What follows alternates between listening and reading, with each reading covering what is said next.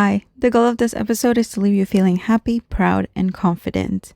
So welcome to Perfect Thoughts, the show with good intentions that understands the power of how tiny thoughts and actions can grow. There is a lot of information out here, a lot, okay? But no matter what, honor your word first. It's your life, and only you know truly the ins and outs of that. My name is Hugh Clouds, and I am just here if you need me. Cool? Cool. When these episodes started coming out, the weather outside was frightful, but the fire was so delightful. But now there is places to go. At the very least, where I live, there's no fluffy snow on the ground right now. Okay, we are celebrating Universal Love this month. I think you know what month it is. So the weather is looking a little bit more pink now. Okay, I'll tell you what the weather looks like. It's hearts. It's chocolates.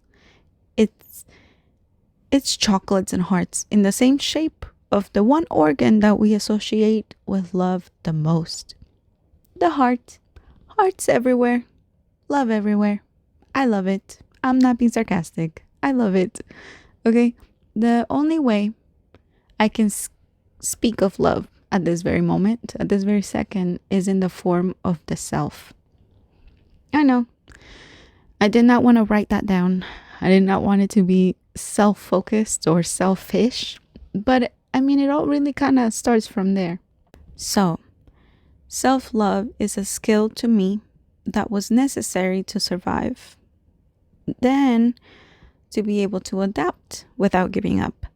So, eventually, right, we evolve into a more informed version of ourselves, but now we know that, and that's how we get ourselves to a better place, regardless of where we stay.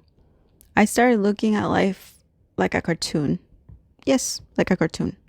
Everything around me looked less boring and more colorful, and things have looked great since. I am what you call a walking shrug. I am a walking shrug. I wish that I've gotten this energy out of a spa day one day. I wish, but that's not the case for me, okay? Or many of you. My confidence comes from darkness, and now I make light with it. That's how I know it's real as fuck. There's a lot of people like you and I who have every reason to be angry, but they're not. They're even less angry now, and that's confidence. It's wisdom. You're doing good. That's huge. It's not easy to do. Confidence, respect, and collecting proof of what you're doing well, it all gets built right now. It collects in the past. I don't mean you live in the past. I mean, since you are so present, you are building ideas, doing activities, and reinforcing habits right now that tomorrow will be in the past. And the collection of all of these, again, ideas, activities, and philosophies you're telling yourself today, tend to collect, making it part of the past. When we collect things, they carry weight, and it all eventually flips to your favor, hopefully. So since I draw, if I had to draw this idea in a way that you can see it, how I see it, the idea of collecting weight, physically pushing an object to represent this, right? I would start by drawing a surfboard on a huge wave of water on the ocean. Just a surfboard on the ocean.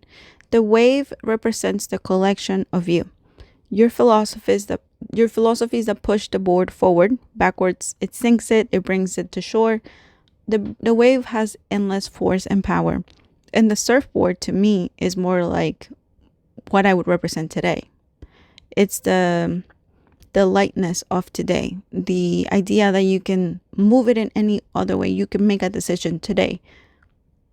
It could change your life. So the surfboard, to me, represents movement, lightness. Yeah, you could almost look at it as fragile. Today is fragile. The surfboard is at the mercy of the ocean every day. You're the ocean. And the surfboard is the physical manifestation of your will, the power of it. Let's not get too crazy now. If you're whatever, okay, insert very stressful activity here. Whatever your occupation, your job, whatever you do every day, it doesn't really matter. Your surfboard could be the fact that you choose to stay sober during the majority of your very stressful career or life. It could be that. Perhaps it could represent a parent. It could be me. It could be you. I don't know. But when your peers choose to have regrets for malpractice, if you're a doctor, for example, or not being sober when dealing with stress, if you're a parent, for example, or aware at the very least of their default emotions without trying to focus on the surfboard, right? It could be that. Being able to handle all of that without changing your mind in itself, you're already building resilience and you're building a lot of self-respect. It could be choosing to communicate this irritation of stress that you have in a healthy way by doing your bed. Seems small, it's not. By doing the dishes, for example, the dishes that you have to clean in order to cook your next meal so you can feel good, right? Physically and spiritually speaking, instead of letting the pile represent the fact that you're still hungry or the fact that you're telling yourself stories in order to not to do it and to not feel good about yourself. You know that you shouldn't take the easy way out by eating out of takeout boxes, at least for today, because we don't want the overall ocean that you have power over to collect that, making it part of its strength. You don't want it to collect and be part of your personality every single day. That's how you feel like shit. Do we want to feel that way? No, we don't. So a lot of pride, I guess. I take a lot of pride. Yes, a lot of pride in ignoring how in the past my peers have tried to convince me in playful ways or in joking ways, not out of malice, but kind of out of ignorance, that I should adapt some of their ideas of coping with stress. By me understanding that that's not my path, they're their own person, their own ocean with their unique power of will. And as much as I love and respect them, I see how my ocean looks and I like it because of what I've been doing. So I'm working on cleaning it up even more, and it'll take a lot of time, right? We still have the collection of like soda cans and fucking straws that have been there that I wasn't even aware that were bad for the turtles, for example, as a kid, I just did because I did. And so that idea alone builds resilience, it builds confidence, it builds patience. At the very least, it builds patience, and all that very much are part of self-love. So if it's an activity that represents an energy or a future version of yourself that you know that you would love to grow and respect, if that habit came naturally to you, then it's worth doing. I can insert any activity here, any occupation. I can insert whatever you want that relates to you, but I feel like people tend to get lost in the examples. They tend to hyper focus on the examples.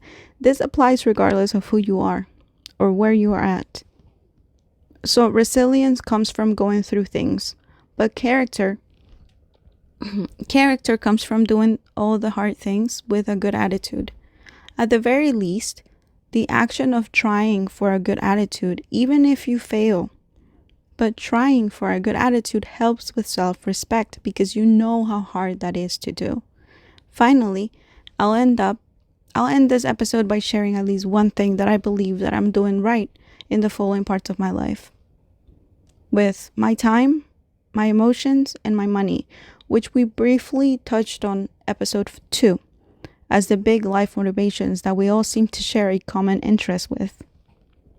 For me, my time, I'm very intentional on my close family and scheduling time with them if that is what I have to do, so I don't get lost in the sauce or forget. I don't think that I ever would forget or that I would ever get lost because I care so much. But let's talk about prevention and preparation. Okay, that's a sure way to make sure that it doesn't happen. That's what you want. You want less things to worry about. And that's one thing that I do well. Another thing that I care about is my education, mainly from sources of what I want and what I don't want. So I can be always in the middle. I like looking at things from the middle and decide for myself in hopefully the least biased of ways that I can. But I am not perfect. I lean certain ways, but I have my reasons because of my upbringing and my personal experiences. That's okay. I respect yours, respect mine's, that type of thing. For number 2, emotions. So I have 2 right here. The first one is exercise in the form of singing and dancing. I think this needs a better and more intense conversation that'll happen, hopefully, in the future, if you guys want that. Emotions and exercise are very much siblings. They're related. So now the second one is my creative outlet. A lot of people think that maybe, I don't know, I don't want to assume, but from what it seems like my art would be more related to money, and this is what I'm doing right. I feel like this is where I'm doing things the right way. No. My creative outlet is linked more to emotions. I have under here the pursuit of my art in whatever form it is, trendy or not.